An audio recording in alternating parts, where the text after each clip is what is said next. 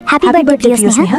আজ আমি স্নেহাকে প্রপোজ করেই ছাড়বো। স্নেহা, আমি তোমাকে সবাই শোনো, পরের সপ্তাহে আমার গার্লফ্রেন্ডের জন্মদিন, তোমরা সবাই আসবে আর গিফট আনতে ভুলবে না কিন্তু। চিন্তা করো না, আমি তোমার বিয়ে তো অবশ্যই আসবো। আমি তোমাকে আসতে মানা করছি না, শুধু তোমার বয়ফ্রেন্ডকে নিয়ে এসো না। মনে আছে তো সে আমার জন্মদিনে কি করেছিল? ঠিক আছে, আমি বুঝে গেছি। এই দেখো নিশা, আমার নতুন স্টাইলিশ টি শার্ট, তোমার জন্যও কিছু দেখেছি। বলো তো তোমার কোনতে পছন্দ? আমি কাল ওভারটাইম করব, তাই বাড়ি ফিরতে দেরি হবে। ঠিক আছে, তাহলে আমি তোমাকে নিতে চলে যাব। না, তুমি আমাকে নিতে আসবে না। ঠিক আছে, আমি আসবো না, তুমি ভালো করে কাজ করো। রবি, আমি যাচ্ছি। মনে হচ্ছে সে বাড়িতে নেই। নিশা, তুমি কিছু জানো? তোমার সবচেয়ে ভালো বন্ধুর বিয়ে হচ্ছে, সে তোমাকে ডাকেনি? না, তেমন কিছু না। চলো আমি তোমাকে সেখানে নিয়ে যাই। তুমি তোমার বেস্ট ফ্রেন্ডের বিয়ে মিস করতে পারো না। আমরা পৌঁছে গেছি, তাড়াতাড়ি চলো, তাড়াতাড়ি চলো। আমি একা আসতে চেয়েছিলাম, কিন্তু এখনো সঙ্গে চলে এলো। ওখানে দাঁড়িয়ে আছো কেন? তাড়াতাড়ি যাও। তুমি কি আসবে না? তুমি জানো তো আমার কারণে গতবার মুস্কানের বিয়েতে সমস্যা হয়েছিল। কোনো ব্যাপার না, চলো একসাথে যাই। যারা এই খেলায় অংশ নিতে চায় তারা সবাই তাড়াতাড়ি স্টেজের সামনে চলে আসো। ও না, থামো, ও আবার কোনো ঝামেলা না করে ফেলে। ওই দেখো, ওই হ্যান্ডসাম ছেলেটা ফুলের তোড়া পেয়েছে। আর তারপর রবি সেই তোড়াটা নিয়ে আমার দিকে এগিয়ে আসলো। নিশা, এই সুন্দর ফুল তোমার জন্য।